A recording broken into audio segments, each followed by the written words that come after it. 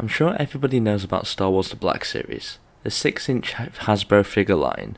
I used to collect this line at one point, before I sold all of my figures and then moved on to Peak Toys, but that's a topic for a different video. Recently, shout out to Out of the Basement, great Discord server, a great channel. They got me back into Black Series by looking at some of those new reveals, and today I just wanted to take a bit of time to talk about. So I got them in. And of course, first thing I did was get rid of the boxes, because I don't keep that shit. Starting off with the first figure, which is Darth Vader from the Obi-Wan Kenobi show in his duels end look. I have missed looking at these boxes. I think they have some of the most clean box designs ever. Granted, I like the Hot Toys ones, but something about just the all black and then the colours and the numbers on there. It's just so clean, especially how they made them into a box now rather than that weird slanted corner. It's just so clean, I love it. I have missed it so much. In terms of his accessories, he only comes with one, with being his lightsaber. And of course it has like the nice blade that is unable to be broken like the previous ones, which is nice. Well, I'm sure you could break it if you tried hard enough. And now lots of nice paint on this hilt. Looking at him out of the box, he looks great. I missed the chance to get him when he originally came out, but I'm so glad that they re-released him. The detail on this guy is great, like the different head, the chest plate, and then the cut in the back of his cape, which actually carries on onto the actual figure as well, not to mention the tatty robes as well. Other than that, he is pretty much the same Darth Vader the Black Series have always made. Especially with these awful legs. Hoping that with the new Star Killer, that means that Vader will get some new legs as well. But I don't think so. They love using these legs for some reason. Overall, after posing him a bit, he's a very fun figure just to play around with, as is any Black Series Darth Vader. But I just have to mention the legs. This is over 10-year-old legs that we're using at this point. To hope that they probably change by this point, but knowing Hasbro, they probably won't. They do just make it a bit annoying to pose, especially in like a crouching position like this. It just isn't very fun. Other than that though, it's a great figure. The arms are fun to pose around with, especially the cape as well, and the head with Anakin's face underneath is just amazing. Next up we have Clone Captain Rex from the Ahsoka show. This is one of the figures that I'm surprised it took them so long to make, because when I think of Captain Rex I think of him in his Phase 1 outfit, not his Phase 2.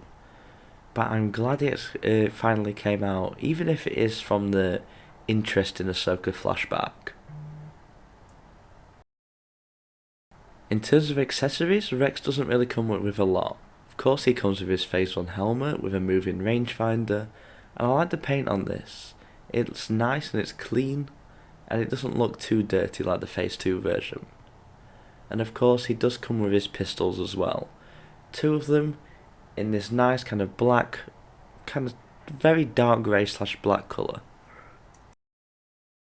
Getting Rex out of the box, putting all of his accessories on him, he looks nice, he looks clean. Which is how Phase 1 Rex should look. And of course he is on the 3.0 clone body, which is nice. Lots of articulation as well. And a removable helmet with an interesting Rex head underneath. I think the Phase 2 version was better, I'm not gonna lie. And of course he does have a pauldron on, which is very loose for some reason. And his massive holsters that are accurate to the Ahsoka show, but it means that he has to have this plastic armor, which can limit articulation a bit, but thankfully, because it is in soft plastic, it isn't too bad. So, overall, I think he's a great figure, but there was no doubt about that. He's on the 3.0 body, he's a fan favourite character, he's great, although there are a few things kind of bringing him back. First one being the massive holsters.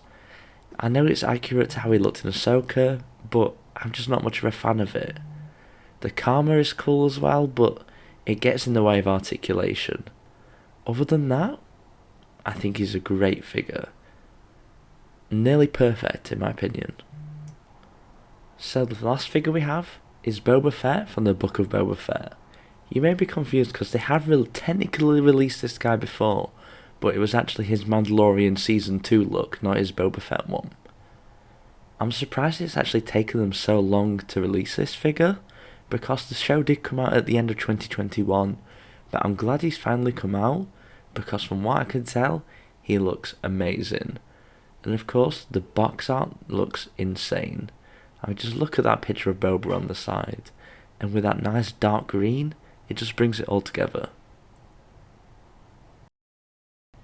For accessories, Boba Fett has the most out of any figure we've looked at today. Of course, he comes with his blaster, which is painted a gunmetal grey with a nice brown bit at the end of the stock.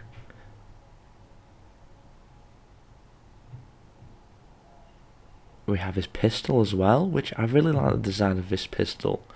I think it looks a lot nicer than the ESB version.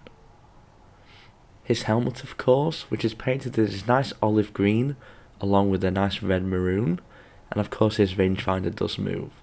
One weird thing about the helmet is it came with this weird little inlay piece on the inside, which means that it doesn't actually sit down on Boba Fett's head fully.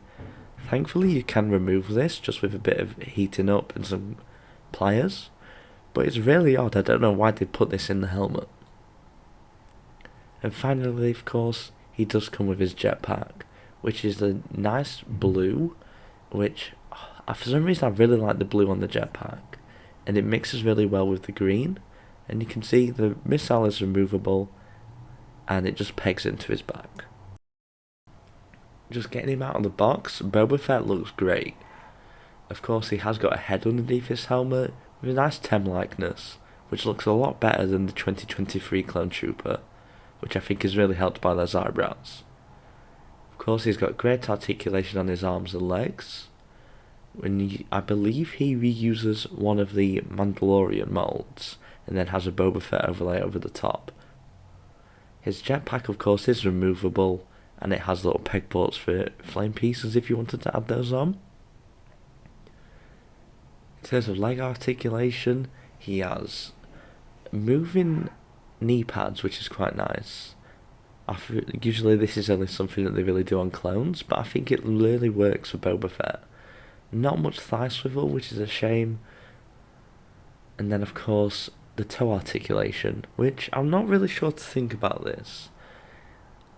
Apparently this is what thigh swivel was removed for, which is a shame because I really don't like it and I think it's kind of useless. So overall, what do I think of Boba Fett? I think he's a great figure, a lot better than the original version, and probably my favourite of the three we've looked at today. I'm really hoping Jango Fett is just as good, and he should be here soon. But he looks great, especially opposite Cad Bane from the 2-pack, and just something about that design is just so clean to me. I just love it.